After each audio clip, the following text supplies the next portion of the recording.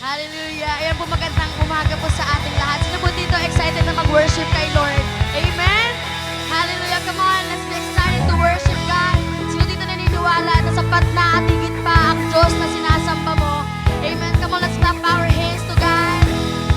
And just enjoy His presence. We thank you, Lord.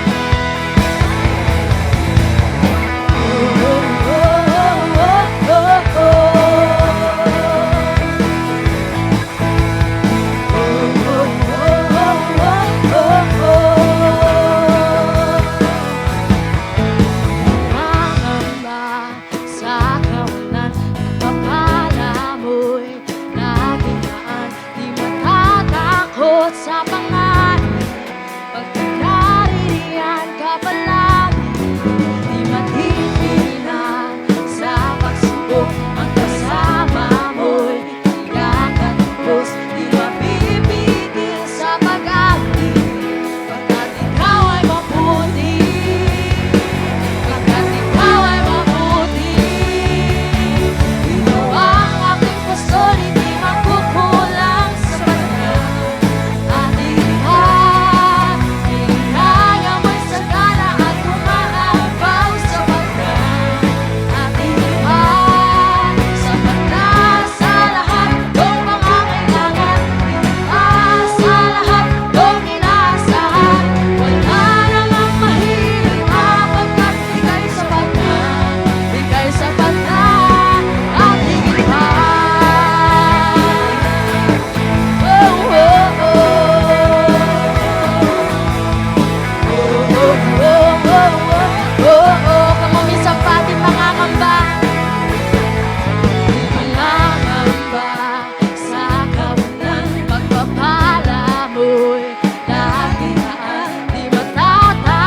Sa pangalan, pagkakaririyan ka palagi, di matitinan sa pagsubok, ang kasama mo'y tiyak at lubos, di mapipigil sa pag-awit, pagkat ikaw ay mabuti.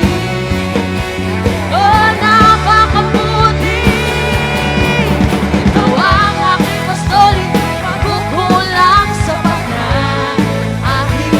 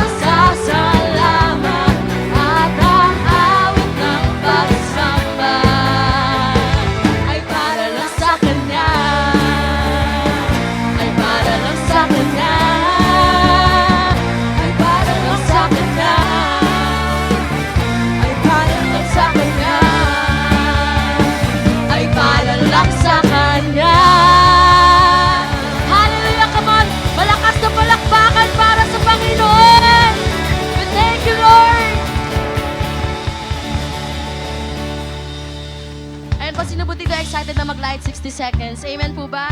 Kaya naman po, if you are excited, iikot po tayo para magkamustahan at magkitihan po.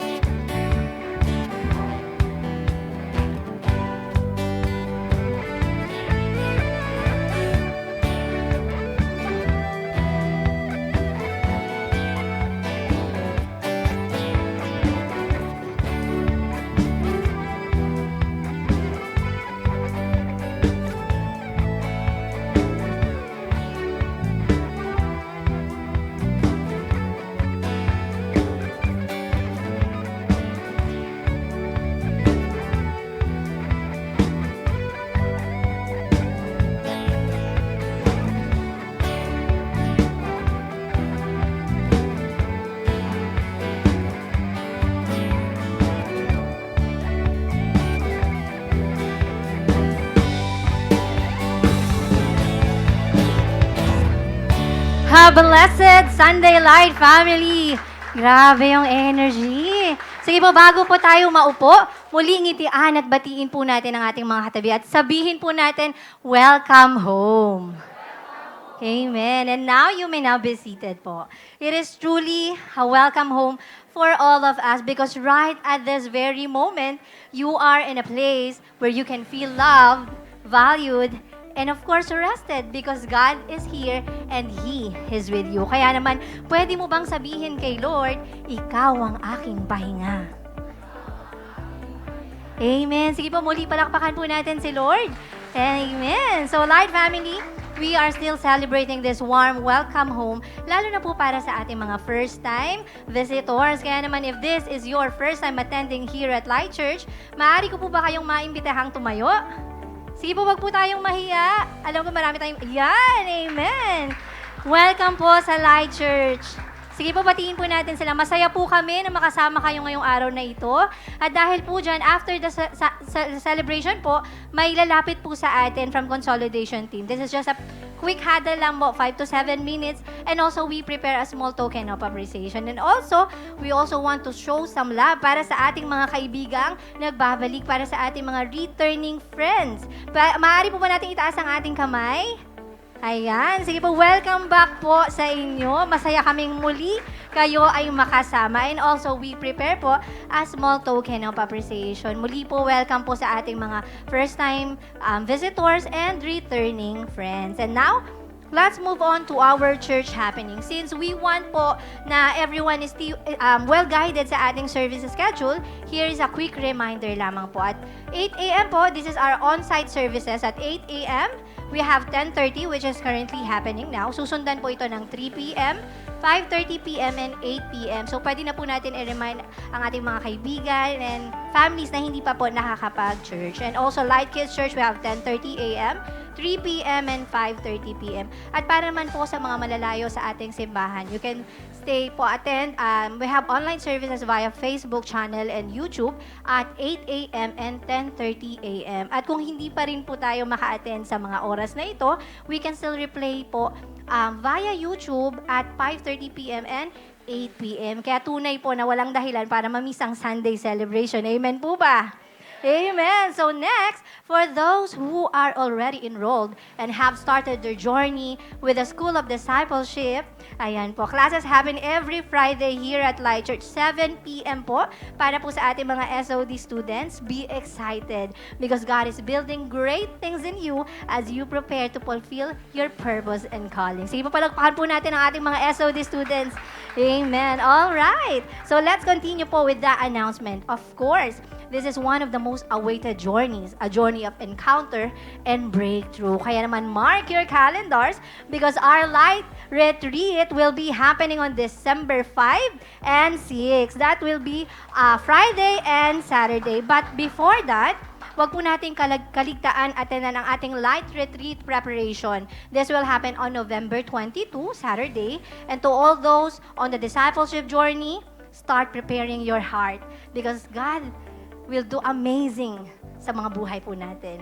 Amen. And finally, as we continue celebrating our church 16th anniversary, Let's bless our church through our giving campaign. Ang regalo ko sa birthday ng church ko, kung matatandaan niyo po yung mga coupon na kinuha natin, yung mga pledges po natin. So for those with pledges, the due date is November 16, which is today. But of course, giving from the heart is always welcome, because even beyond the due date po, because every gift is a blessing and we are thankful for your generosity. Sige po, muli, pwede ba nating palakpakan si Lord? Amen po.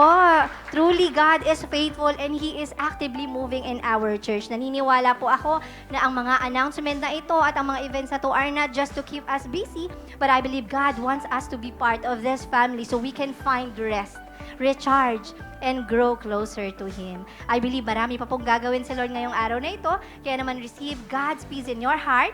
God bless and enjoy the celebration, Light Family. Magandang araw po sa ating lahat. Pwede mo bang intiyan yung katabi mo? At sabihin mo, it's giving time. And basahin ko po yung text natin sa Proverbs 11:24-25. Sabi po dito, one person gives freely, yet gains even more. Another withholds abundantly, but comes to poverty. A generous person will prosper. Whoever refresh, others will be refreshed. So, ito, ina-address ang generosity at ang spiritual consequence nito. Ipinapakita dito na tila salungat, ngunit totoo sa pamaraan ng pamahala ng Panginoon. Na kay Lord, the giver becomes richer, and the one who hoards become poor. And refreshing other leads to the one who refreshment. Na nagkapakita na hindi tungkol sa financial na formula kung paano yumaman. But it's about God's moral order. That generosity leads flourishing na mas madaling sabi, the more na mapagbigay, the more kang pinagkapahalan ng Panginoon. So ano po ba yung matututunan natin dito? Number 1 po, generosity creates abundance in your life. Sabi mo nga abundance.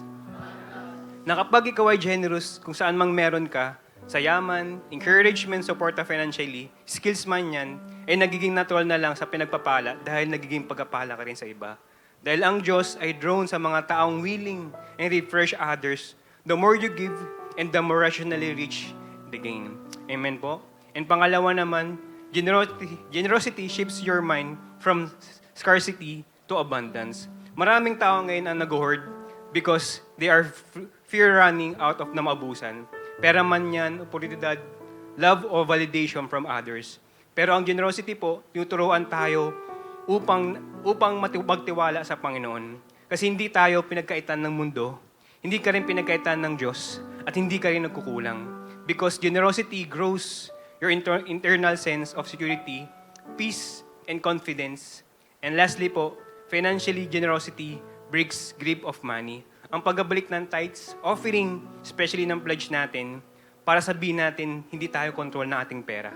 Hindi tayo takot, madikta, anuman desisyon natin sa buhay, or anuman sitwasyon mo, o minsan nahihirapan ka magbigay, pero matuloy ka pa maging generosity sa Panginoon. Alam niyo po, ironically speaking, people who gives are often the ones who experience moral financial flow. Totoo po ang narinig niyo, hindi sila mawawalan, pero nagkakaroon pa. Alam mo yun, parang, Lord, ito na lang ang pera ko eh. Pero alam ko, Lord, pagkaatiwalaan kita kasi alam ko may gagawin ka. Amen? Because they create rhythm of circumcision, not stagnation. Kaya patuloy ang pagkapala ng Panginoon. Walang mga tao naman wini-withhold nila ang pera nila sa Diyos. Sila'y patuloy na parang nag-worry, nag-asad at nahihirapan. No? Kaya sa application po, isa lang, let's give with generosity. Matuto tayong magbigay at magtiwala sa Panginoon. Huwag tayong maging greed o hinder yung abundance sa Panginoon. Kasi naniniwala ako na kapag na-practice natin ang generosity natin sa Panginoon, tuloy-tuloy na ang pagkapala sa atin ng Panginoon. Before we end po, no, and gusto ko lang po i-share aking short testimony about sa goodness ni Lord sa buhay ko. No? Ako po ay isang house husband, no? House husband talaga. And matagal ko na rin pong pinag-pray na mag-resign sa work ko. No? Isa po kasi akong chef sa dating restaurant. And passion ko po talaga magluto. So para sa akin, hirap ko siyang bitawan kasi nag-aral ako, tapos madaming mga pinagdaanan, tapos kailangan ko siya i-give up para mapag-focus ako sa mga gawain namin sa bahay, mapag-help ako sa work ng asawa ko. And nag-pray ako, Lord, ikaw na yung bahala sa buhay ko. Alam niyo po, no, last July nung nag-resign ako, and nag-decide ako na mag-put up ng business. No? Kaya doon ko naranasan na masigit yung nare-receive ko kasi sa mga sahod ko before. na sa pagluluto, ayan, sa mga private chef ko, doon ko na-realize na grabe kumilos Lord sa buhay ko. Niniwala ako na, kasi nandun yung worry, yes, nandun yung worry, pero alam ko na hindi ako pabayaan ng Panginoon. Kasi niniwala ko, dahil sa pag-ibigay ko, at pag-itiwala ko sa Panginoon, mas lalo niya akong pinagpapala. Ganun din sa mga discipleship ko, na mas lalong nag-grow, mas lalong nagiging malalim yung mga tao sa paligid ko.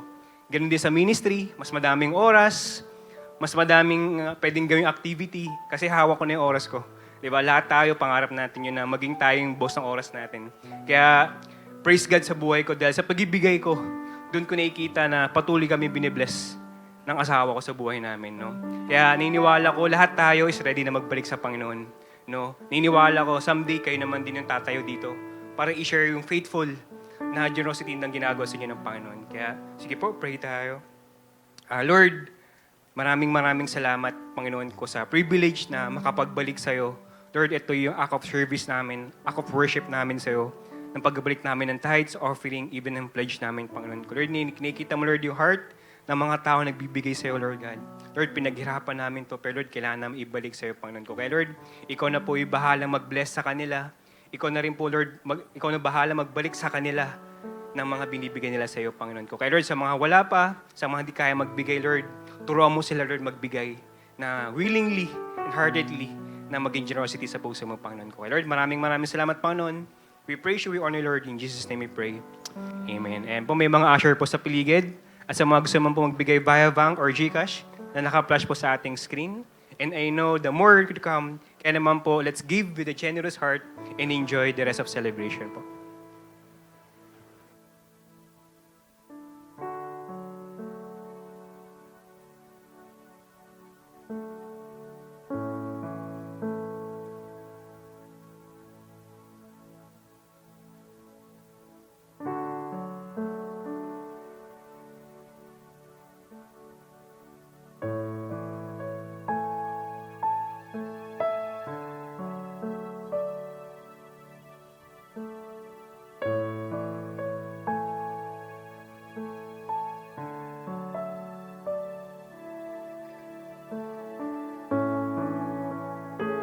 Amen. Sige po, tatayo tayong lahat.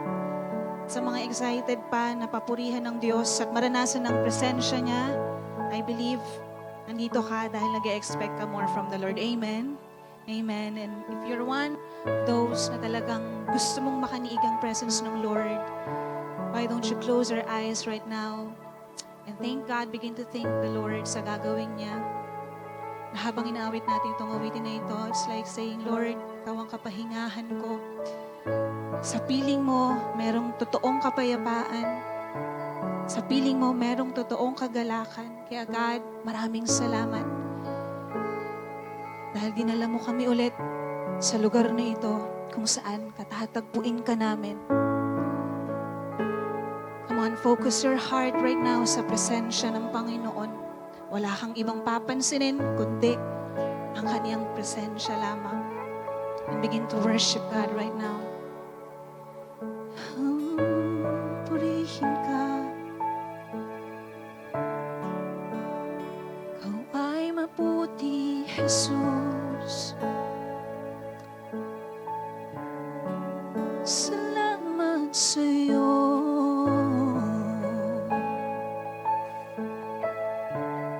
Hallelujah.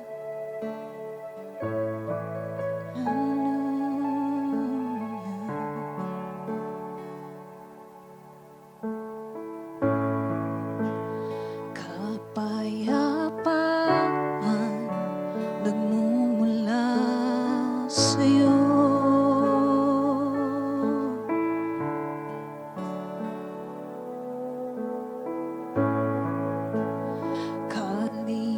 Kaligayahan na kami sa piling mo. Kapayapaan, kapayapaan nagmumula sa'yo.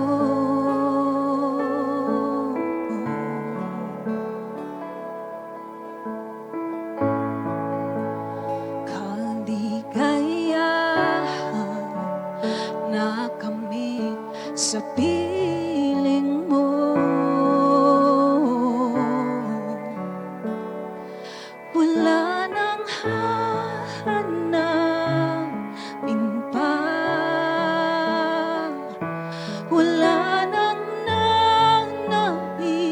maasim pa,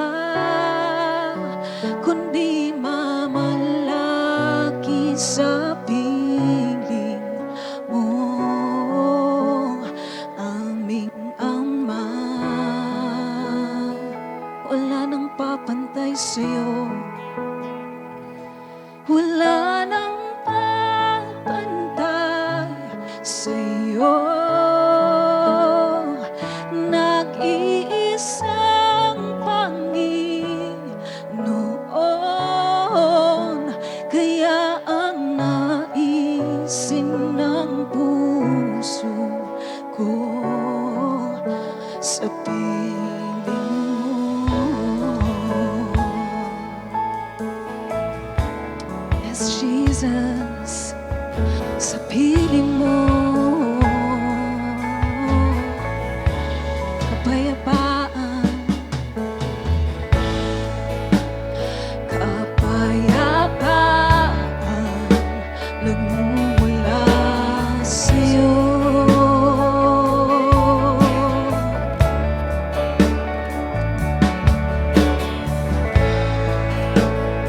Kaligayahan na kami sa piling mo. Wala nang hahanapan pa, wala nang nanaisip pa, kundi mamalagi sa piling mo, aming Ama. Oh, wala nang papantay sa'yo, wala nang papantay, oh, sa'yo, Jesus. Nag-iisang Panginoon, kaya ang naisin ng puso ko sa piling mo. Wala nang hahanapin pa, wala nang hahanap pa, wala nang nanaisip pa, kundi mamalagi sa piling mo, aming Ama.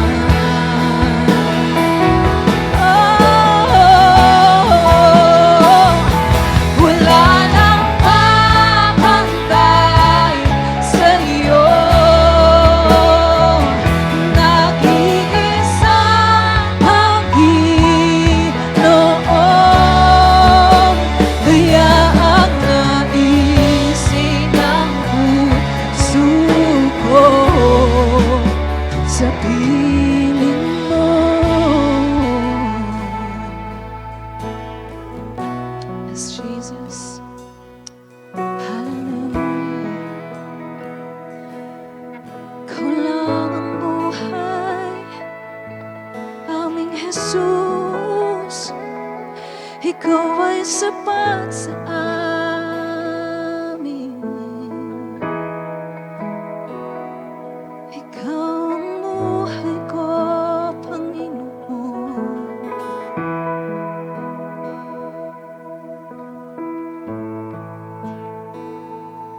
Oh, Jesus, ikaw lamang ang buhay ko.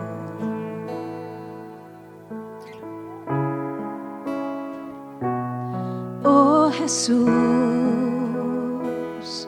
ikaw lamang ang buhay ko.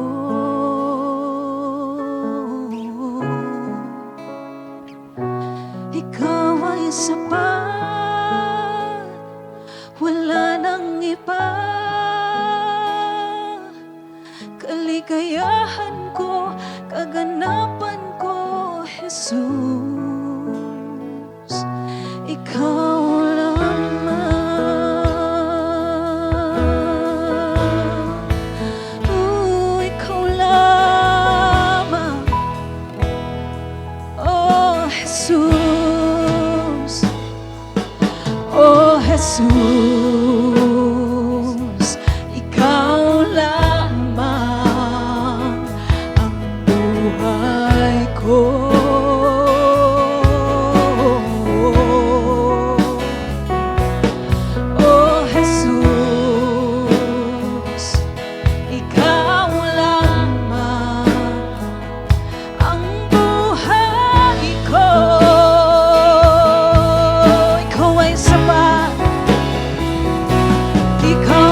sapat, wala nang iba. Kaligayahan ko, kaganapan ko, Jesus, ikaw ay sapat. Ikaw ay sapat. Come on, sabihin mo sa Panginoon, wala nang iba. Kaligayahan ko, kaganapan ko, Jesus, ikaw lamang.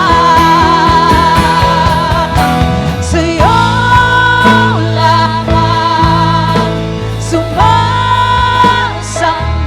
magpupuri, maglilingkod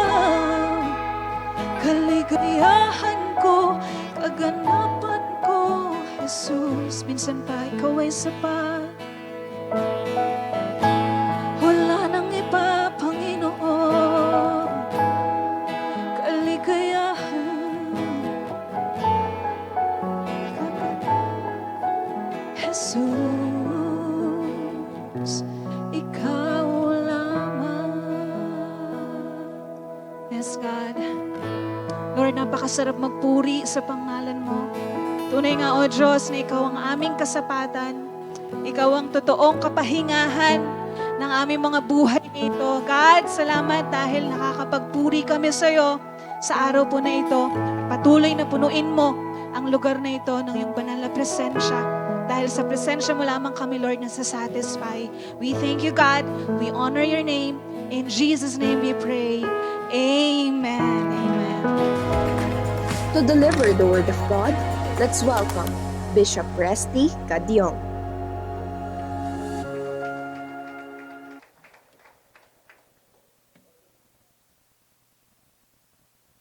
Yeah. Blessed morning po sa bawat isa. Pakingitian nyo ngayong inyong katabi. Ayan. Hinaniniwala may gagawin pa ang Lord sa ating lahat.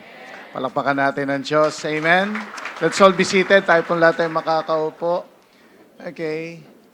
Kasama ko ngayon, of course, yung aking anak, aming bunso, si... Okay. What's your name? What's your name? Come here. What's your name? Joyty. Joy T. Ang palayaw niya, Joy T. Rejoice, ang kanyang totoong pangalan. Resty and Stephanie Joy. Ayan. Okay?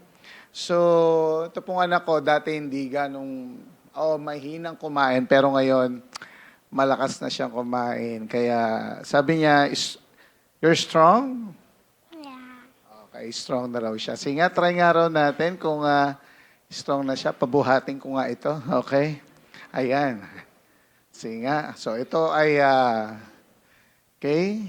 timba, walang laman. Okay? So, nakikita niyo yung anak ko, mawawala siya. Okay? Hindi. Okay. Hawakan mo nga. Okay? Can you hold this? Okay? Is it heavy or not? Hindi. Okay. Parang pala magtagalog. Okay? Sige. So, kaya mo siya? Kaya mo buhatin? Kaya? Tamo, hindi niya alam na yung sinasabi niya. Okay?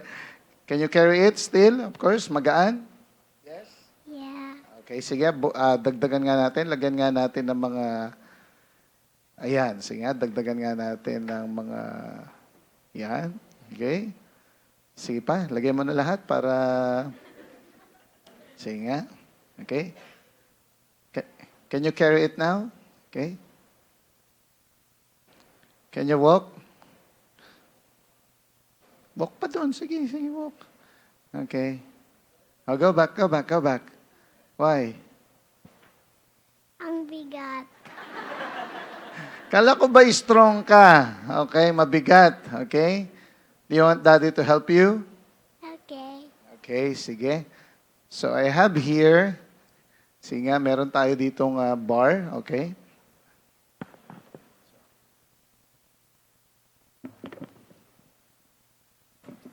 Okay. Can we carry it now? Okay.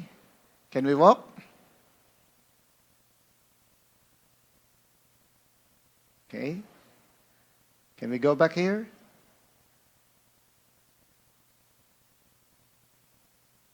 Is it heavy or not? Hindi. Hindi? Hindi mabigat. Hindi mabigat. Okay. Bakit hindi mabigat? Why it's not heavy? Kasi ikaw helping me. Kasi ako, I help you. Okay, para tayong barok dito, ano? Okay. So, it's not heavy anymore? Yeah. Kasi tinulungan ka ni Daddy. Yeah. Okay, palakpakan natin itong aking anak. Thank you, Rejoice. Thank you. Okay. So ano pong napansin nyo sa ginawa naming kalokohan? Okay, hindi. So, napansin natin, nung una, kaya niya naman dalhin, of course, isang timba lang, walang laman, kayang-kaya nung anak ko. Pero nung nilagyan na natin ng mga pabigat o mga libro na nilagay natin dun sa timba, so hindi niya na, kaya niya naman, pero makikita mo yung effort niya, yung kanyang pagbubuhat, okay? At meron ba tayong napansin, tama ba? Hindi naman nagbago yung bigat ng timba, pero nagbago yung magbubuhat. Okay? So dahil may kasama na siya, yung anak ko kanina, okay, gumaan daw yung mabigat. So the weight did not change, but the carrier did. So, ganun din sa buhay natin. Naranasan natin yung hindi natin alam, may mga pinagdadaanan tayo, may mga binubuhat tayo, mga bagay-bagay sa buhay natin na nagpapabigat, okay, sa buhay. Maybe naranasan na, yun, ang katabi mo, tingin mo yung katabi, baka naranasan niya na parang pasan niya na ang buong daigdig, okay, sa bigat ng mga kanyang pinagdaraanan, na parang endless na itong mga ginagawa, parang wala nang katapusan itong mga ginagawa ko. Yung pressures na mag-perform sa buhay, yung mga paghihirap na maging good enough para sa trabaho, sa family, or maybe pati sa relasyon mo sa Diyos. At dahil sa mga ito, parang nakikita mo na lang yung insufficiency. Sabi mo nga, insufficiency. Nakikita mo na lang yung mga insufficiency sa mga pinagdadaanan mo. Well, gusto kong sabihin na ang sufficiency ay hindi nanggagaling sa pagtakas sa burden, kundi sa paglakad kasama ang isang person na tumutulong sa ating magbuhat ng ating mga kabigatan. Na ang tunay na pahinga ay hindi galing sa sarili nating pagod at kulang na effort, kundi sa all-sufficient grace ng Diyos na nagbibigay sa atin ng mas magaan na yoke o pamatok na punong-puno ng awa at pakikipag-partner sa atin. Tandaan that rest doesn't come from a lighter life, but from a stronger Savior. Kaya sa ating third installment, ating November 2025 series, are we still excited? Ang title na pag-uusapan natin ngayon is Sufficiency, Rest is Jesus, is Your Yoke. Today, pag-uusapan natin ang isa sa pinakamaganda at pinaka-needed na invitation ni Jesus. Ang invitation niya na baka alam lang natin sa utak, pero minsan hindi natin nararamdaman sa heart. Buksan natin ating mga Biblia, Matthew chapter 11, 28 to 30. At maayayaan ko po ang bawat isa na tumayo bilang paggalang po sa pagbasa ng salita ng Diyos. Basahin ko sa ESV. Come to me, all who labor and are heavy laden, and I will give you rest. Take my yoke upon you and learn from me, for I am gentle and lowly in heart, and you will find rest for your souls. For my yoke is easy and my burden is light. Sa Pinoy version, lumapit kayo sa akin, kayong mga pagod na at mabibigat ang dalahin at ako ay magbibigay. Ako magbibigay sa inyo ng tunay na pahinga. Dalhin niyo aking pamatok at matuto kayo mula sa akin dahil ako'y maamo at mapagkumbaba at makakahanap kayo ng kapahingahan para sa inyong mga kaluluwa. Sapagkat madaling dalhin ang aking pamatok at magaan ang aking pasaning binibigay sa inyo. Tayo po'y manalangin. Lord, salamat o Diyos sa araw na ito na pinagkaloob mo. Maraming salamat, Lord God, sa pagkakataon na nung gumising kami, damang-dama namin, o Diyos, ang buhay na pinagkaloob mo.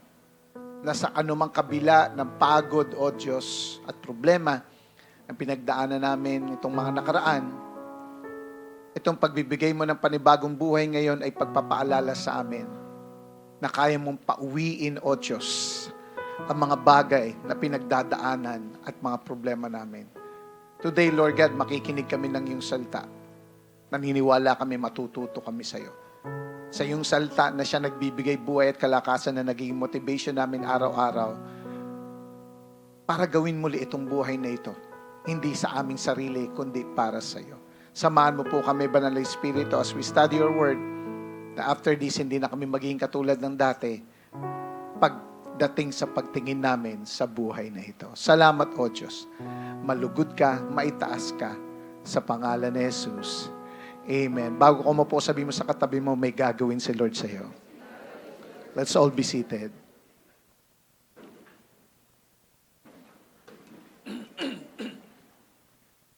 Now, yung binasa natin passage ay makita natin sa Matthew chapter 11. Ang Matthew 11 ay nangyari sa gitna mismo ng ministeryo ni Jesus. He has been teaching, healing people, and calling everyone to repentance. Kinakausap niya ang mga unbelieving cities at inihag niya ang katotohanan sa mga mapagpakumbaba. At this time, lumapit siya sa mga pagod at may mabibigat na dalahin na meron na nasa kanya habang sinasabi niya ito, nagpapakita siya ng deep compassion and mercy. Now, para maunawaan natin itong invitation na ito ni Jesus, kailangan nating maintindihan ano ba ang environment that time. Alam mo ba nung mga panahong iyon, ang mga tao ay oppressed financially. Roman taxes were heavy, na halos wala nang natitira sa income ng tao. And politically, they were unsafe. Roman soldiers are everywhere, unstable ang government, kaya ang mga tao ay namumuhay sa takot, and emotionally, ang mga tao noon ay exhausted. People long for peace. At ang dami nilang trauma at paghihirap. And spiritually, they were also crushed by religion. Kasi nandun yung mga Pharisees na na nagpapahirap sa kanila, napakaraming rules, na ang faith ay naging performance at ang holiness ay naging pressure. Sa atin din, pinagdaanan din natin yan, mga Pilipino. Nung tayo ay, for more than 300 years, tayo ay nasakop ng Spain. Okay, at dala-dala itong religion na ito, na dumating sa time ito naging control sa atin, maraming mga lupa ang nakamkam na sa pamamagitan ng mga praile, na ibig sabihin itong religion ang naging dahilan para, alam mo yon, pahirapan ng mga tao sa panahon natin noon. So, ito yung pinapakita ng Matthew 23 verse 4, that they tie up heavy burdens, hard to bear. Itong mga Pharisees na ito, ang nagpahirap sa mga tao that time. Na yung religion ang ginawa nilang way para, alam mo yon, maranasan ng maraming tao noon yung kapaguran sa buhay. Tandaan na religion without Jesus adds weight. Jesus without religion removes chain. So sa mundong ito rin ng exhaustion, ang sabi ni Jesus, lumapit kayo sa akin. Not to come to your own strength, but come to me, sabi ni Jesus.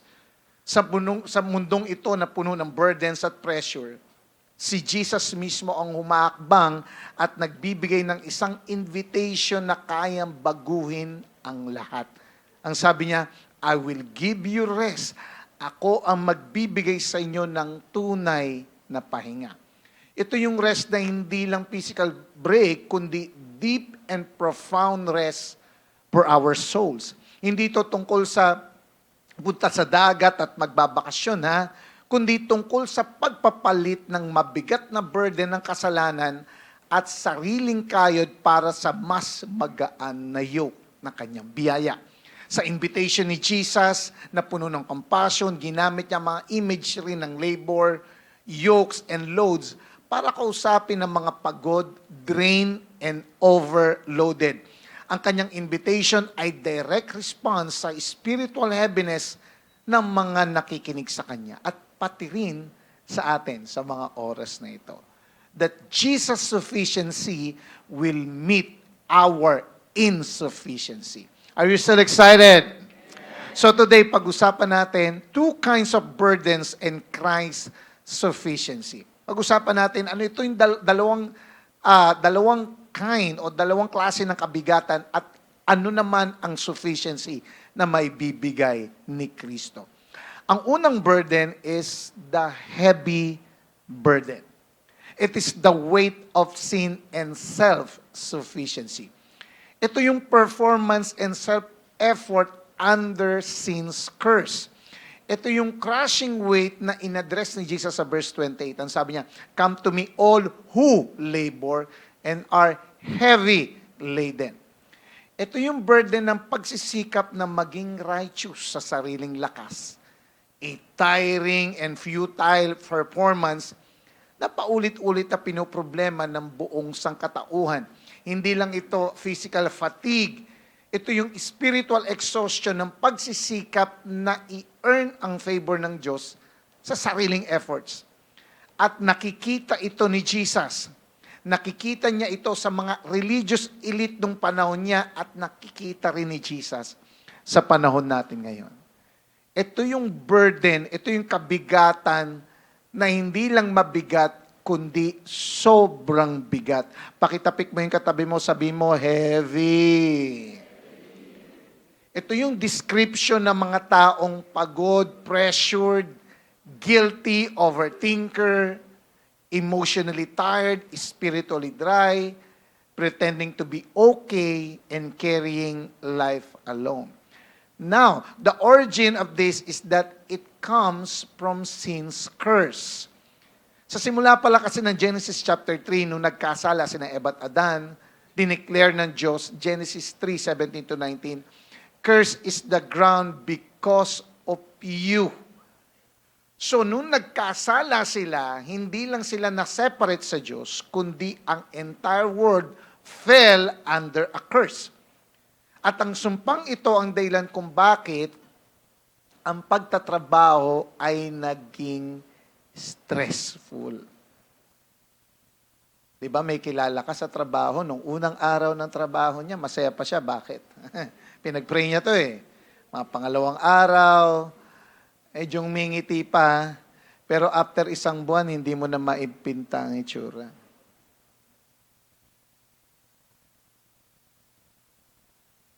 So, doon ang dahilan kung bakit ang trabaho daw ay naging stressful, ang mga relationships ay naging complicated.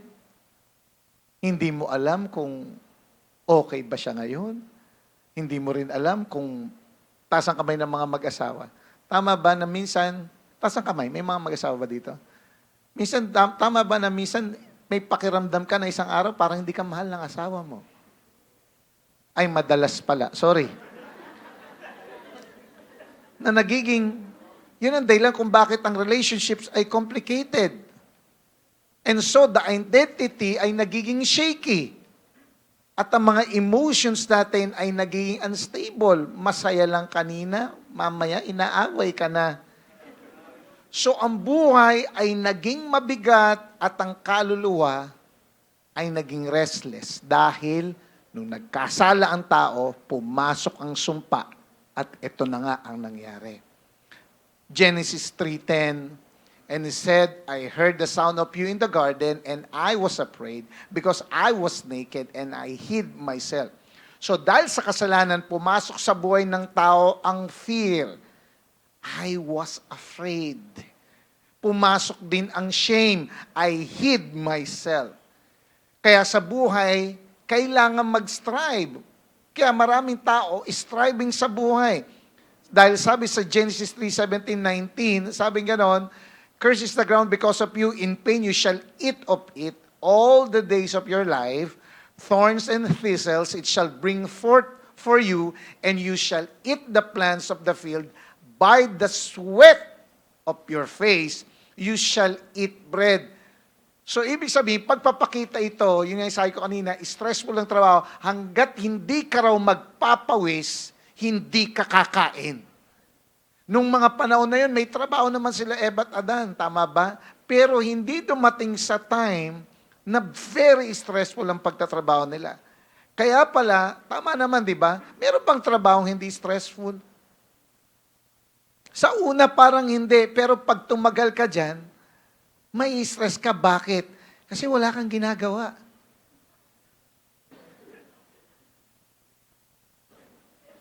So lumalabas ang trabahong maraming trabaho, stressful, at ang trabaho wala ka rin ginagawa, stressful din.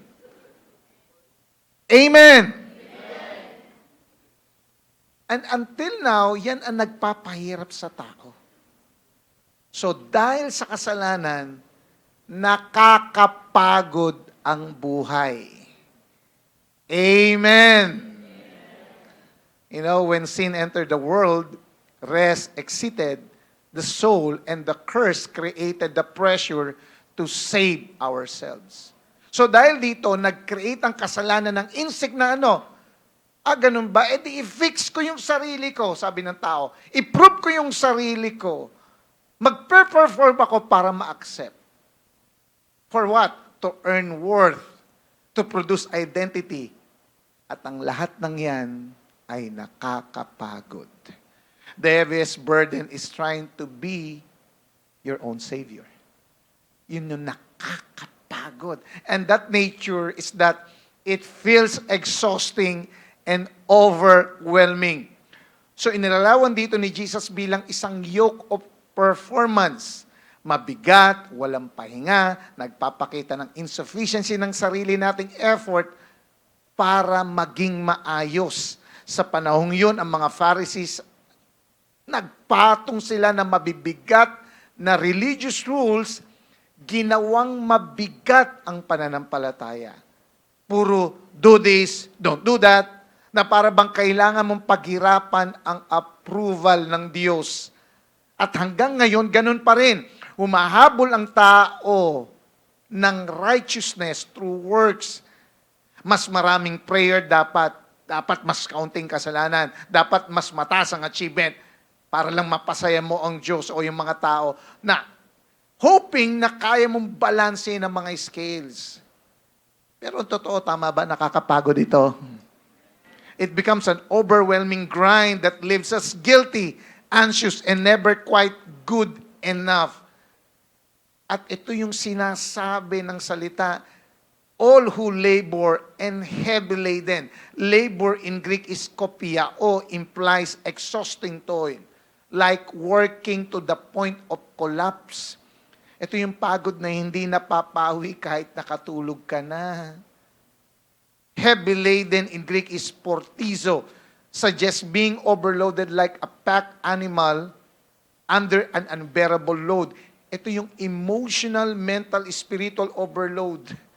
Na sa panahon natin, ano ba itong mga heavy o modern heavy burdens sa panahon natin? Maybe ito yung mga emotional burdens tulad ng heartbreak, betrayal, rejection, at trauma.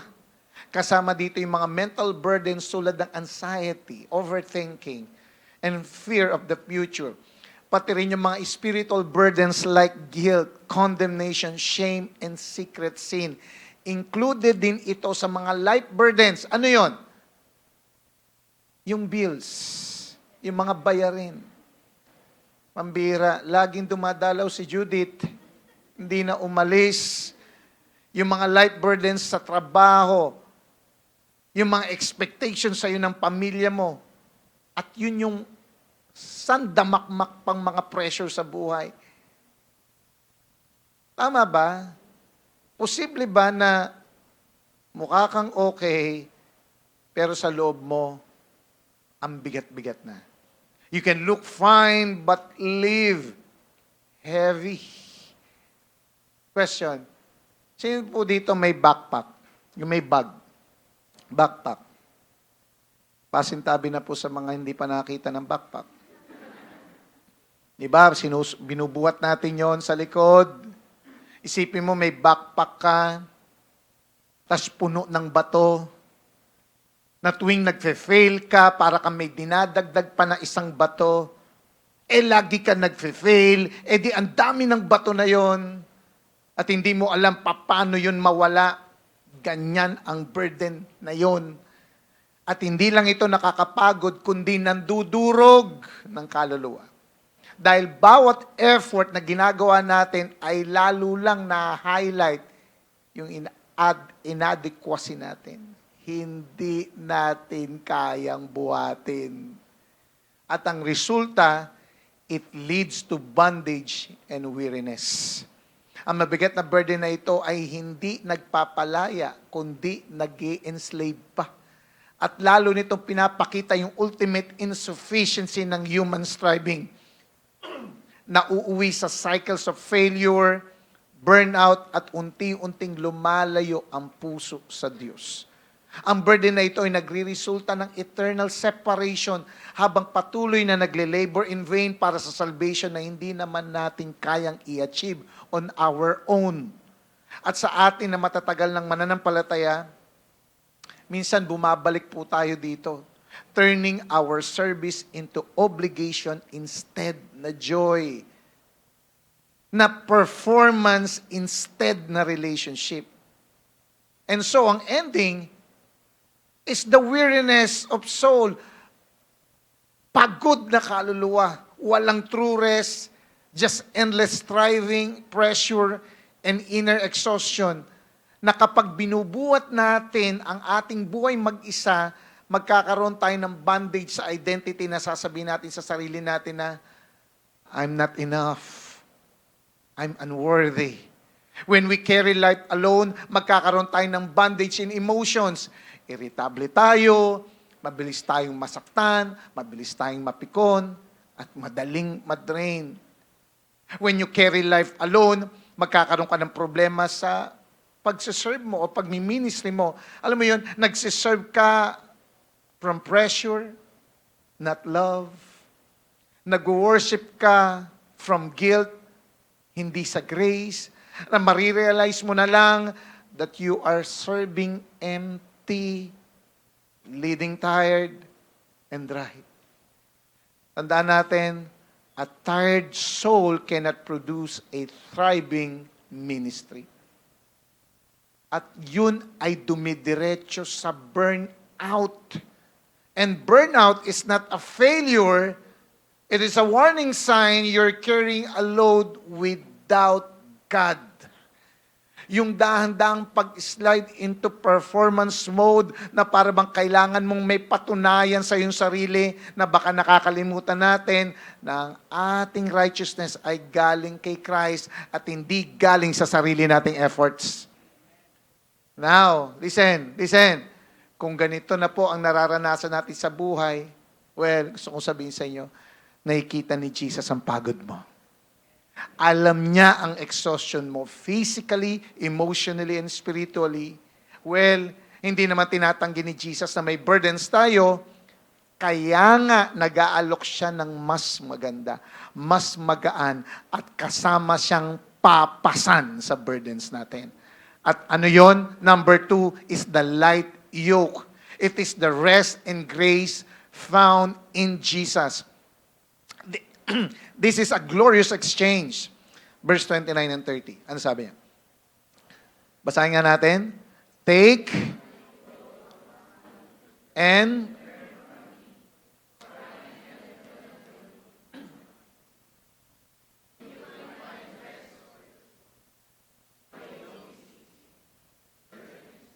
praise God. Well, ang yoke ay ginagamit. What is yoke? It's not egg yolk, ha? Ay, picture tayo dyan. Ang yoke ay ginagamit para pagtugtungin ang dalawang hayop para sa shared work. Ayan, o. Sa atin kasi, hindi nyo na, wala na siguro tayo nakikita dahil nasa city tayo, pero noon, ganyan ang ginagawa. Nagtutulungan sila, i-carry yung burden. At yan mismo ang inaalok ni Jesus. Partnership with Him. Ang sabi, for my yoke ay easy, and the burden, my burden is light. Easy in Greek is Christos, ibig sabihin kind and beneficial. Hindi harsh, hindi punishing. Light in Greek is elapros, implies something manageable. Hindi overwhelming, hindi nakakabigla. Ibig sabihin, ang yoke ni Jesus ay hindi tungkol sa pagdagdag ng bigat, kundi pag-angat sa bigat sa pamamagitan ng kanyang biyaya na nagbibigay lakas. At yung kanyang mercy na nagbibigay ng compassion kahit hindi tayo deserving. Nung sinabi niyang, take my yoke upon you, hindi ibig sabihin na nagbibigay si Jesus ng bakasyon or break from responsibility, kundi nagbibigay siya ng yoke o burden pa rin, pero ang kanyang yoke at burden ay magaan at tutulungan ka pa niyang buhatin. Wow! Burden o kabigatan pero magaan. Paano nangyari? Kabigatan pero magaan? Paano nangyari yon? Well, the origin of this is it comes from Christ's sacrifice. Si Jesus ay dumating para ano? Para wasakin ang sumpa ng kasalanan. He came to shatter what sin has broken. Pumasok siya sa mundo nating puno ng burdens, namuhay ng sinless life, at dun sa cross, binuhat niya ang buong bigat ng ating kasalanan. Isaiah 53:4, surely He has borne our griefs and carried. Binuhat niya yung ating mga kalungkutan.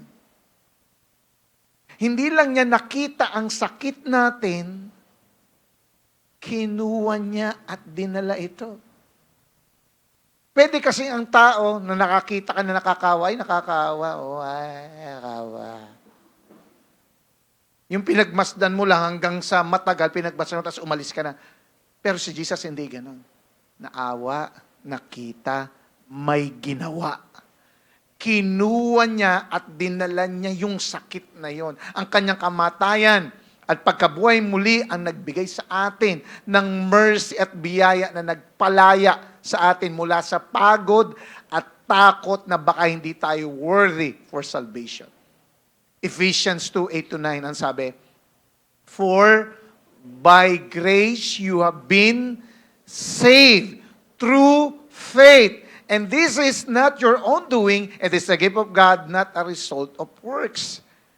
Ibig sabihin, tayo ay naligtas dahil sa kanyang biyaya, dahil sa ating pananampalataya sa kanya, at hindi dahil sa mga mabubuti nating gawa. Kasi maybe nung bata tayo, tinuruan tayo, gusto mong pumunta sa langit, gusto mong pumunta sa karya ng Diyos, dapat magpakabay ka, dapat mabubuti ang ginagawa mo.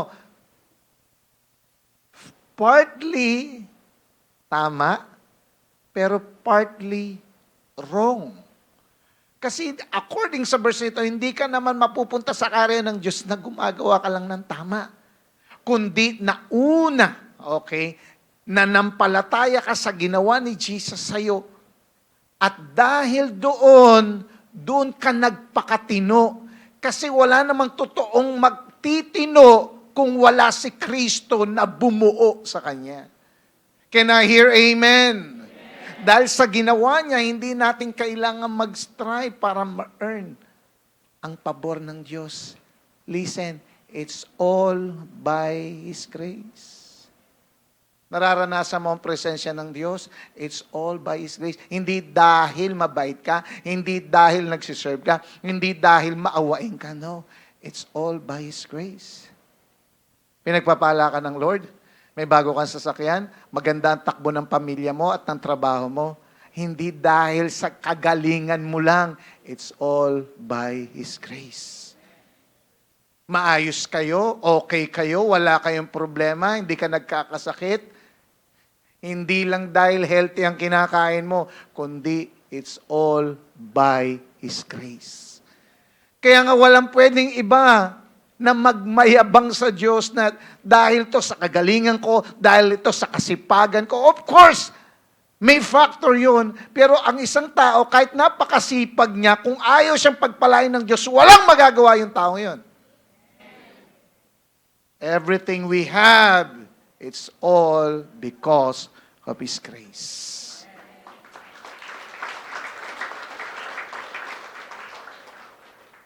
So, proving yourselves, tapos na yan. Tinapos na ni Jesus sa cross. Amen. Kaya nga, next year, sa Holy Week, ayokong makita yung pagmumukha ninyo na bumahawa kayo ng cross. Tapos may ganun-ganun pa kayo. Tapos after that, iinom naman pagkatapos.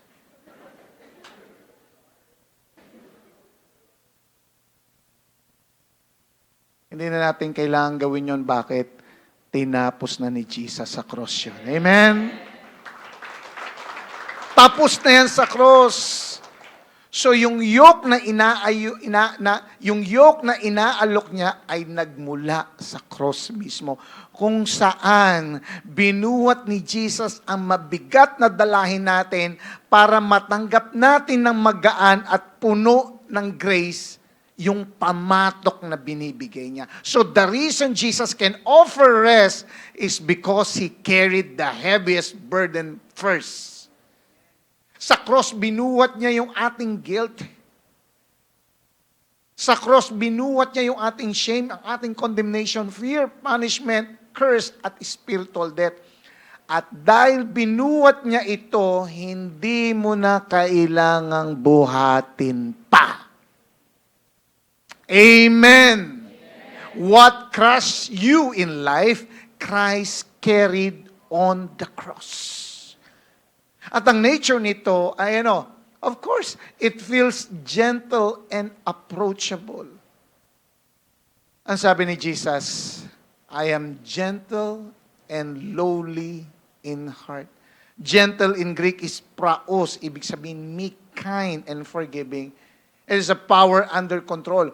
Lowly in Greek is tapinos, meaning humble and approachable. So si Jesus ay hindi harsh tulad ng mga Pharisees o kahit ng sarili nating konsensya. Minsan yung sarili nating konsensya, napaka-harsh. Dapat ganito ginagawa mo. Dapat ganito. Dapat ganito. Si Jesus, hindi siya mapang-api o nami-measure. Hindi siya intimidating at demanding. At hindi siya tulad ng mga taong nanakit sa'yo. Kung naalala mo pa, siya ang compassionate Savior na hindi lang nag-uutos, kundi nagsiserve din. Mark 10:45, for even the Son of Man came not to be served, but to serve and to give His life as a ransom for many. So makikita natin yung ganitong partnership. Sa farming, kadalasan yung younger ox ay ginagabayan ng strong ox. I have a picture. Yung strong ox, ayan, di ba? Nagbubuhat siya 90% ng weight. At yung young ox, naglalakad lang. Katulad kanina ng ginawa ko sa anak ko, di ba? Yung 90%, sabi niya mabigat kanina.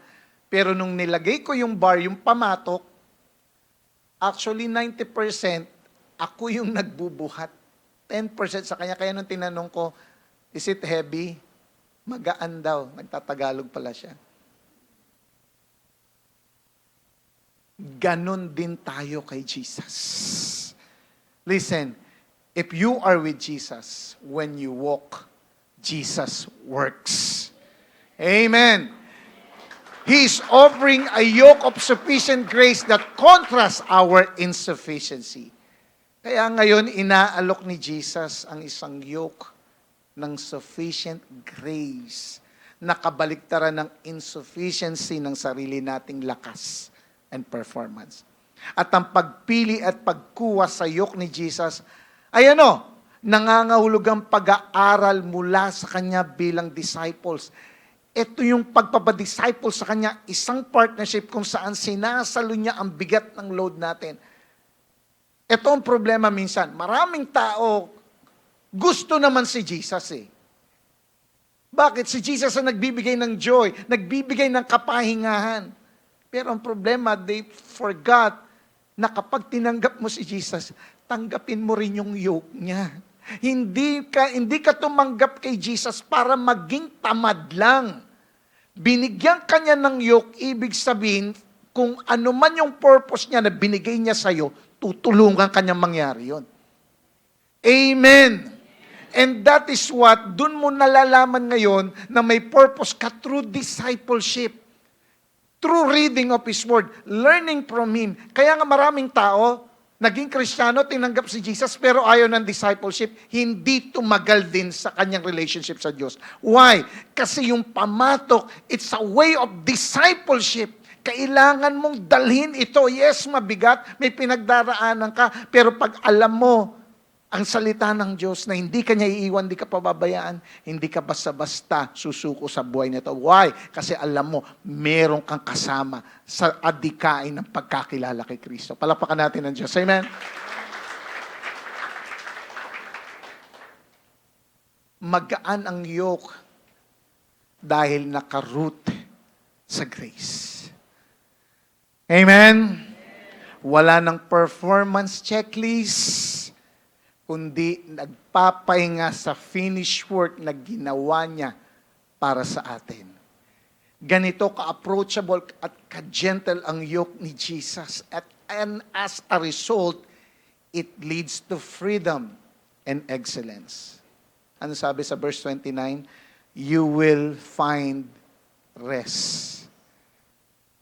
Ito ang tinanggap ni Pastor Steph. Rest. Bukas maalala nyo na, maintindihan nyo na kung ano yung joke na yan. Ang sabi, you will find rest. Lahat ng laboring, good works at achievements na ginawa natin para i-please si God at ang mga tao ay napapalitan ng ano? Pasasalamat at pagpahinga sa kanyang compassion at mercy. Patunay na sufficient ang ginawa ni Christ para sa bawat pangangailangan natin. Mas nagiging free tayong kumilos. Amen! Hindi na tayo driven ng fear or guilt, kundi mas nagiging excellent pa. Dahil ang service natin ay umaapaw saan? Mula sa gratitude. Nagsaserve tayo dahil alam natin sa ginawa ng Panginoon sa atin, hindi tayo makakabayad, pero mano man lang. Out of gratitude, we serve Him. Ganun dapat ang kaisipan sa pagsiserve. Hindi obligasyon. Katulad ng sinabi ni Jesus, John 15:5, abide in me and I in you, and you will bear much fruit. Listen, faithfulness comes from resting in Him, not striving on our own. At ang rest na ito ay, of course, sabi ko kanina, hindi katamaran. It's empowerment, strength fueled by grace. Hindi to shallow rest. Ito yung rest na tumatagos sa identity mo.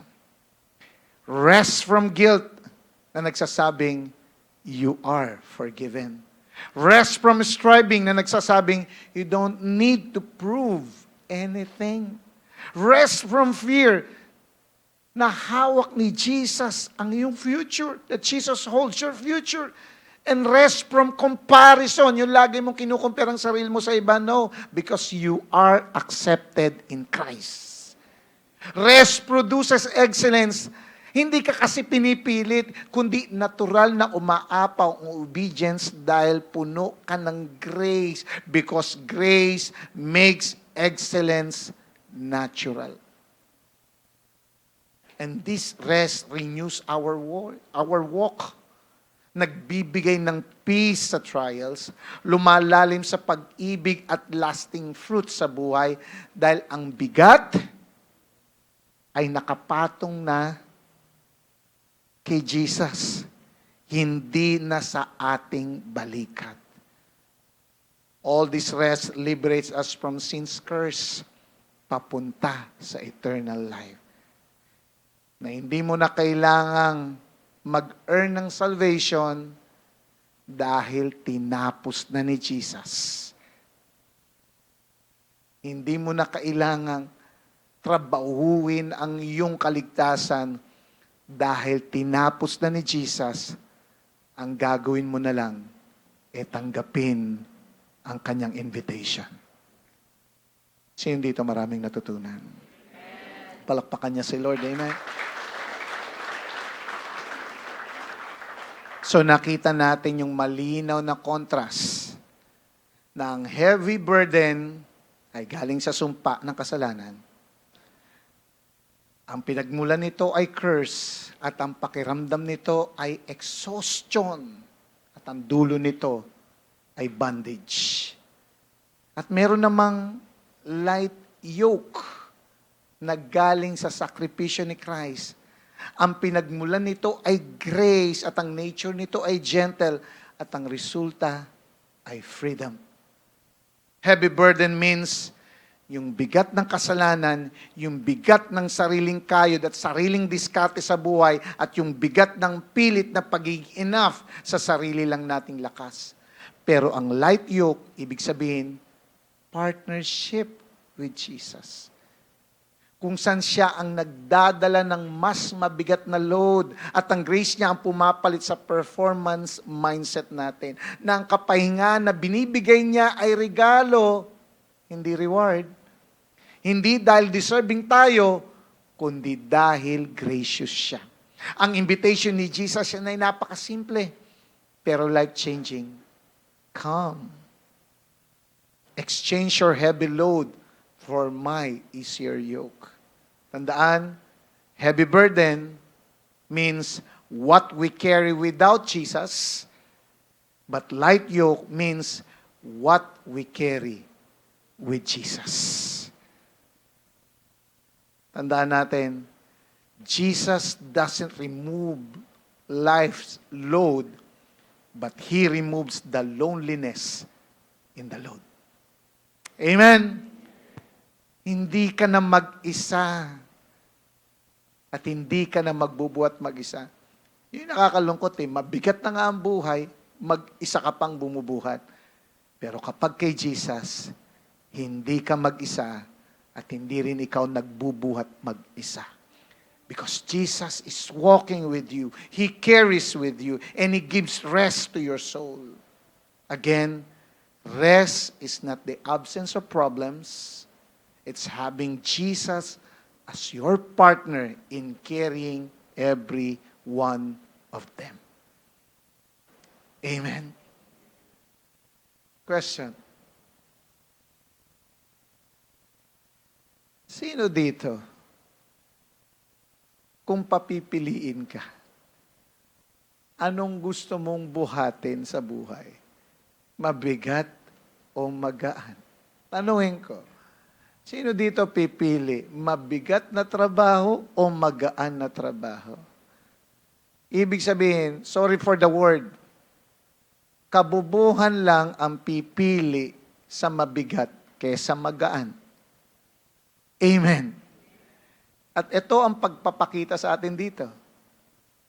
Ang mundo nag-o-offer ng mabigat na buhay, pero si Jesus nagbibigay at nag-offer ng kagaanan ng buhay. Kaya, ibig sabihin, gamitin ko ulit yung word, sorry for the word, kabobohan lang ang hindi tatanggap sa invitation ni Jesus. Kaya, kung papipiliin ka, heavy load or easy yoke. Kaya ang pinaka-best gawin dito is what? Is to choose and live in Jesus' easier yoke. Isang katalinuhan ang piliing mamuhay sa kagaanan na binibigay ni Jesus. Again, hindi nagbibigay si Jesus ng isang wala kang gagawin sa buhay. No, He is not promising that. But He is inviting. You will carry a load, but I will make it easier for you. Choose and live in Jesus' easier walk o yoke. Dahil ito ang magbibigay sa atin ng mas malalim na growth. Hindi sa sarili nating effort, kundi sa partnership with Jesus. Kaya nga, kung gusto natin gumaan-gaan ang buhay natin, at nagbibigay naman ang Panginoong Jesus, check natin, ano ba itong mga heavy burdens, habits natin? Are you a person that is a people pleaser? Gusto mong i-please lahat? Gusto mong i-please yung nanay mo, yung tatay mo? Gusto mong i-please yung mga kaibigan mo? Gusto mong i-please yung boss mo? Gusto mong i-please lahat? Hindi ko sinasabing masama yon. Pero kung ang mindset mo ay i-please lahat sila, imposible yun. Because you cannot please everyone. May mga tao kasi gagawin lahat, mamuhay, i-please ang iba. Kahit isa lang ay hindi niya ma-please, iiyak na dun sa silid at hindi mo na makausap. Are you a people pleaser? Question. Kinreate ka ba ng Diyos na i-please lahat?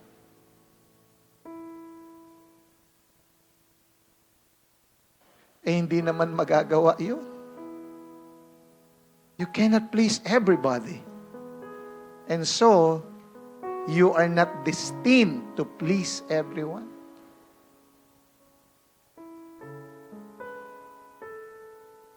Na dumarating sa time you're doing a lot of efforts and performance para ma-accept ka ng tao.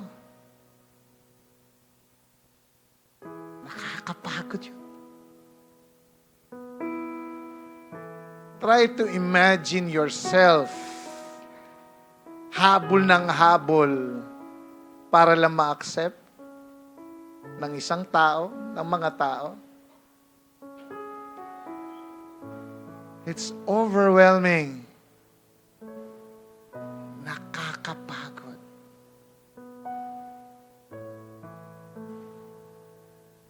Na meron lang naman talaga, first and foremost, na dapat i-please. Walang iba kundi si Jesus. When you please the Lord, it's just like a horizontal or vertical. When you please the Lord, siya na ang bahala sa mga horizontal mo, yung mga tao. When you please the Lord, siya nang bahala sa mga tao sa paligid mo. Of course, in pleasing the Lord, hindi mo lahat din mapiplease. Pero alam mo, when you please the Lord, you are on the right track. Sometimes when you please everyone, when you please others, dun minsan nasisira ang buhay natin. Marami na tayong nasira, marami na sa atin ang nasira dahil nag-please sa tao.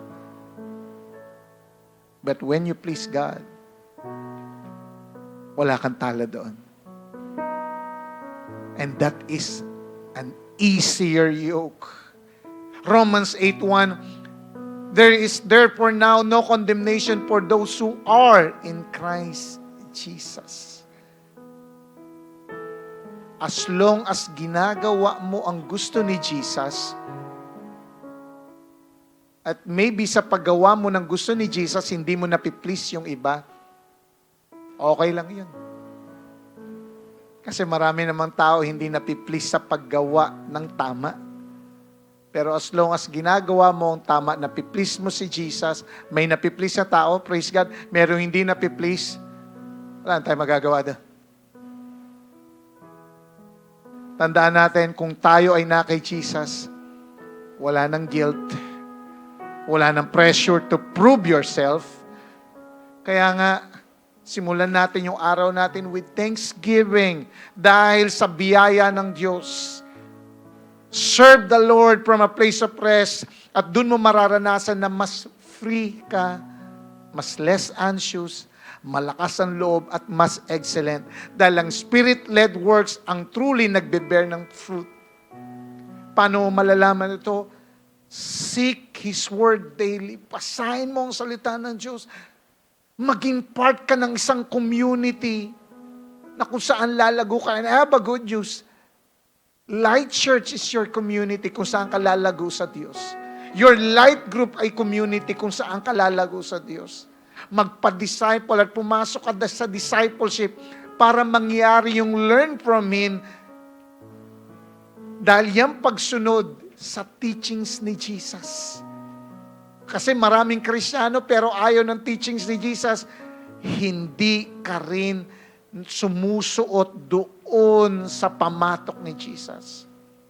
Pero kapag ikaw ay nag-learn from Him, makikita mo kung paano ka binabago ng rest sa mga ginagawa mo. Tandaan, Jesus' teaching does not crush you. It heals you. Minsan masakit ang salita ng Diyos.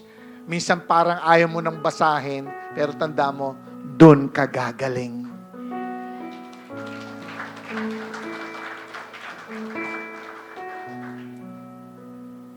Sa mga tao naman dito na napapagod ka na maybe maglingkod sa Diyos, para nakakapagod na, check your motivation.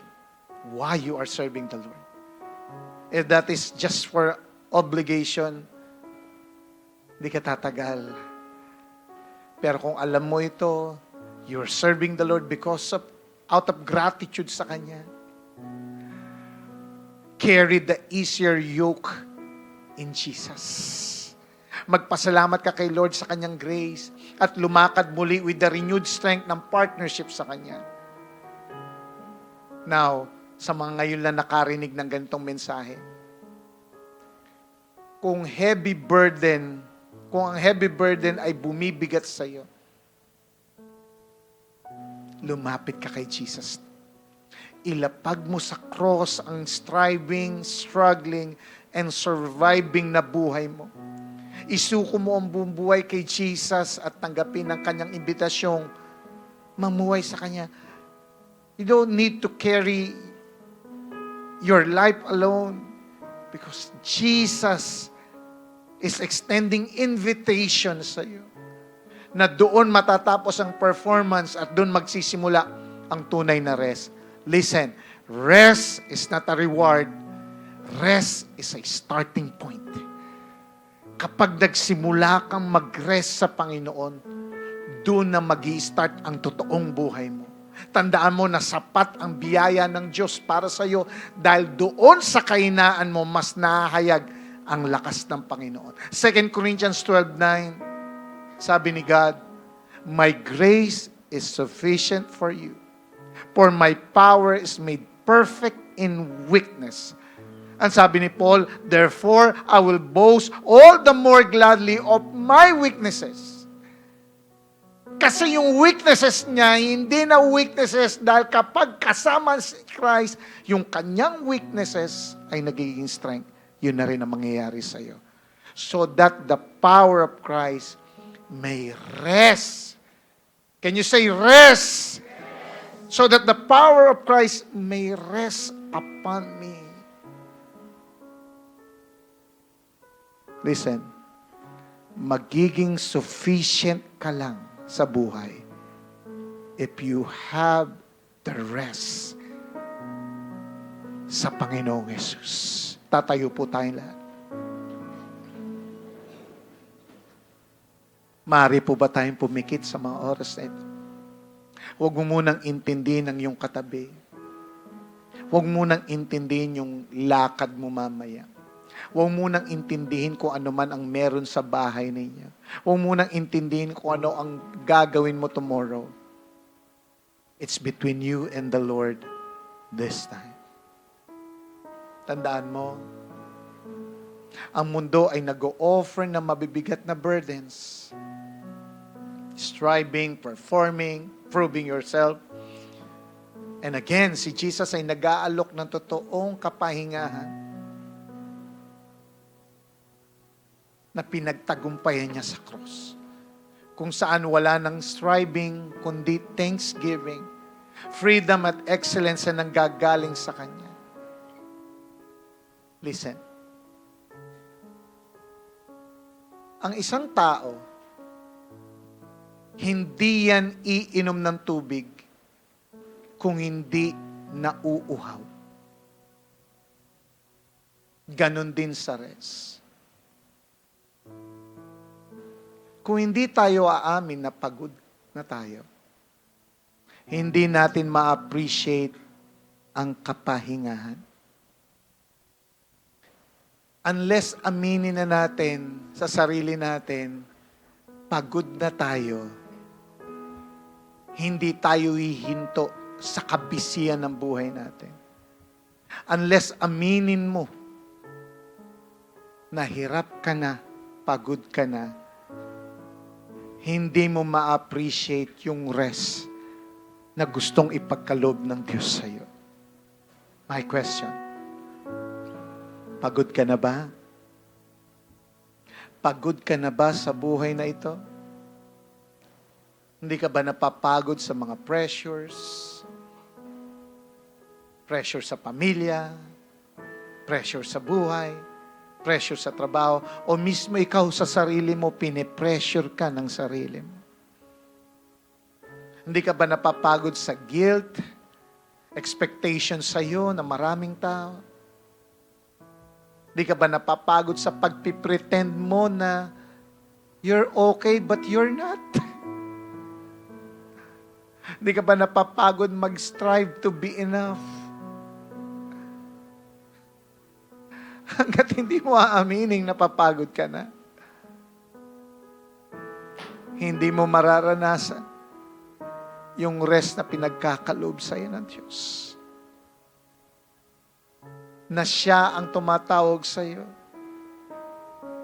Anak, kung pagod ka na, just come to me. Lapit ka sa akin. Ilagay mo sa paanan niya ang heavy load at tanggapin mo ang kanyang invitation. If you feel like raising up your hands or kneeling down, ulitin ko, hanggat hindi mo aaminin, pagod ka na, hindi mo ma-appreciate ang rest. Come on. Bakit hindi mo aminin lahat ng kapaguran mo? Lahat ng pretentious mo? Nandito si Lord sa mga oras na ito. Ipakita mo sa Kanya na pagod ka na. Sabihin mo sa Kanya na nahihirapan ka na. Sabihin mo sa Kanya, hindi ko na kaya! Hindi ko na kaya! Kinakaya ko na lang! Wala nang magandang nangyayari sa buhay ko! Pagod na ako!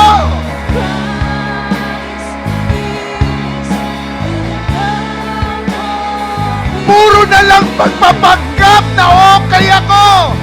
Pero wala na! Ubus na ako!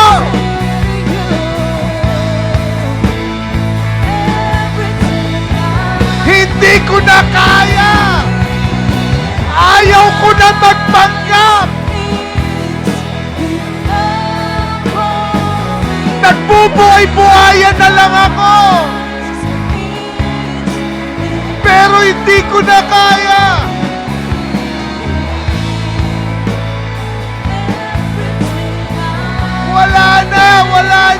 Wala na akong lakas!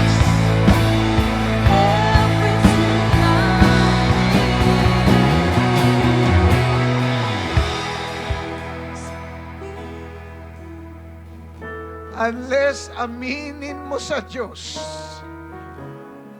you will never find rest. Unless ipakita mo kay Lord na pagod ka na. You will never appreciate the rest na pinagkakaloob.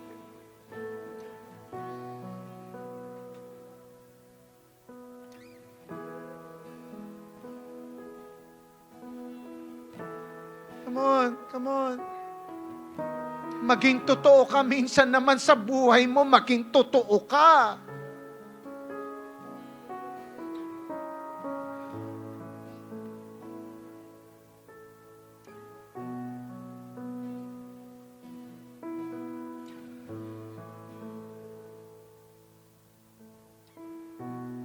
Kung nangangailangan ka ng kapahingahan at kalakasan, at nais mong tanggapin ang imbitasyon ni Jesus to come to Him, can you raise up your hands? Panginoon, inaamin namin, napasa namin ang bigat ng sarili naming pagsisikap.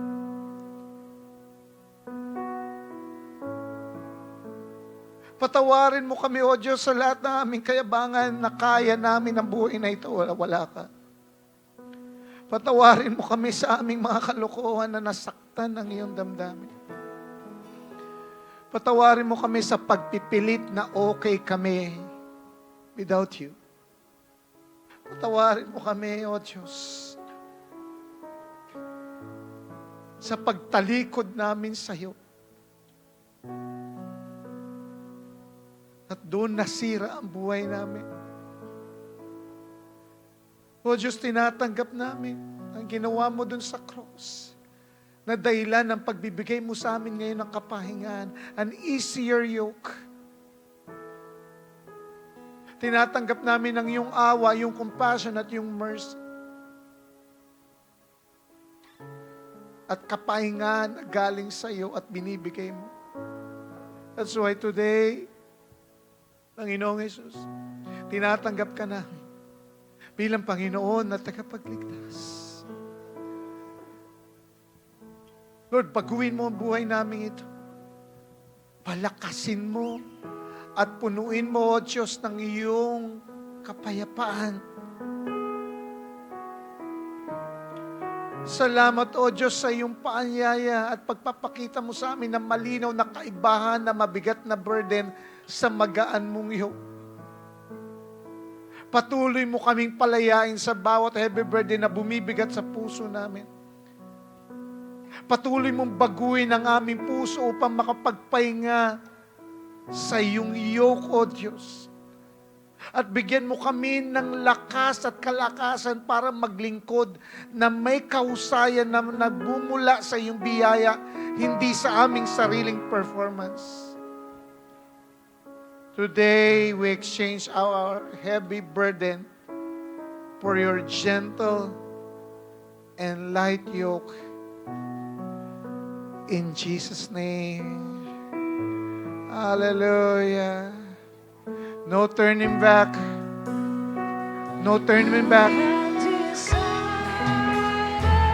Hallelujah. We will follow Jesus. No turning back. Hallelujah. Wala nang solian ng paglapit kay Kristo. Hallelujah. No turning back. We have decided to follow Jesus. No turning back. Oh, no turning back. We have decided. Hallelujah. Hallelujah. For the last time. Wala nang aalis sa kapahingan na binibigay ni Jesus.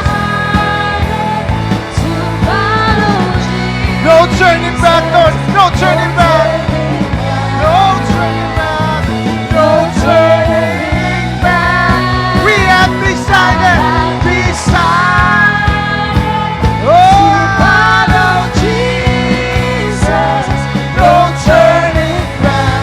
No turning back. I have decided. Come on. To follow Jesus. Huwag mong ipagpapalit ang kapahinga na meron kay Kristo sa kapaguran na binibigay ng mundong ito.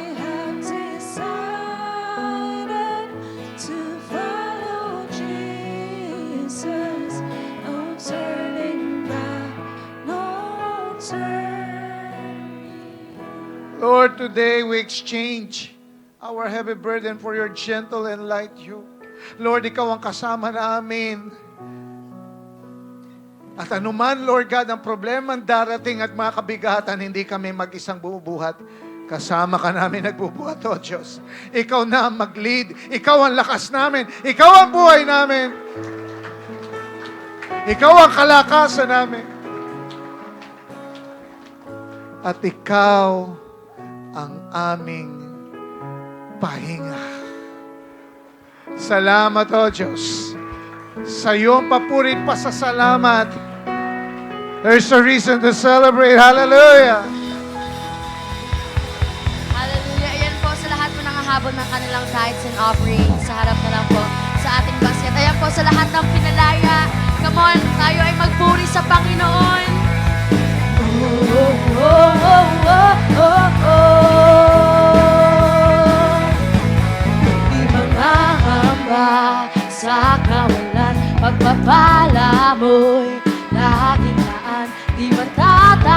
abot sa panganib, pagkat naririyan ka palagi.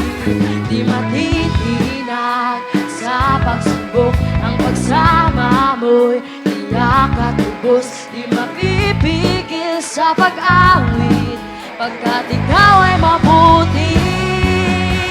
Pagkat ikaw ay mabuti. Ikaw ang aking pastol, hindi makukulang, sapat na at higit pa. Biyaya mo'y sagana at umaabaw, sapat na at higit pa. Sapat na sa lahat kong pangangailangan, higit pa sa lahat kong inaasahan. Wala nang ang mahiling pa, pagkat ika'y sapat na, ika'y sapat na. Ikaw ang aking pastol, hindi makukulang, sapat na at higit pa. Biyaya mo'y sagana at umaabaw, sapat na at higit pa. Sapat na sa lahat kong pangangailangan, higit pa sa lahat kong inaasahan. Wala nang ang mahiling pa, pagkat ika'y sapat na, ika'y sapat na at higit pa. Oh, oh, oh. Oh, oh, oh, oh, oh, oh. Hallelujah, thank you, Lord. Hallelujah. Hallelujah. Praise the Lord. Hallelujah. Taas natin ating kamay sa Panginoon. Lord, salamat Lord sa aming mga natutunan ngayon. Grabe, O Diyos, pinagkaloob mo sa aming buhay ngayon. Lord, pinakita mo kung gaano kakadakila at kung gaano kasarap ang buhay na pinagkakaloob mo. Hindi ka nangako, O Diyos, ng buhay na walang problema, pero nangako ka na sa bawat lahat ng iyon, hindi mo kami iiwan, hindi mo kami pababayaan. Lagi ka naming kasama. Lord, tulungan mo kami na matuto pa sa iyo, that we learn from you, sa iyong salita, sa iyong mga nais at sa iyong will, na patuloy kaming magpadisipulo sa iyo, O Diyos. Salamat, Panginoon. Lord, patuloy mong pagpalain ang bawat pamilya namin, O Diyos, ang bawat mga anak namin, mga nag-aaral, nagtatrabaho, nagbi-business, Lord. Kung meron, Panginoon, na karamdaman, ikaw po ang magpagaling, O Diyos, sa pangalan ni Jesus. And next Sunday, Panginoon, pinapanalangin namin na babalik kami pero hindi lang kami mag-isa. We will invite our families, our friends, yung mga taong kakilala namin na aburido na sa buhay na hindi na alam yung gagawin. They need to hear your word, Lord God, na nagbibigay at nagliliberate, O Diyos. Salamat sa gagawin mo, Panginoon, that next Sunday, makikilala ka nila, O Diyos. Salamat, Panginoon. Ingatan mo kami lahat sa aming pag-uwi at dala namin ang kapuspusan ng iyong presensya at pahinga. Receive the blessing from the Lord. The Lord bless you. The Lord keep you. Make His face shine upon you and be gracious to you. The Lord turn His face toward you and give you peace. Lord, sa iyo pong papurit pasalamat. All glory belongs to you in Jesus' name. Amen. God bless us all. Magkamayan po tayo. See you next Sunday. God bless.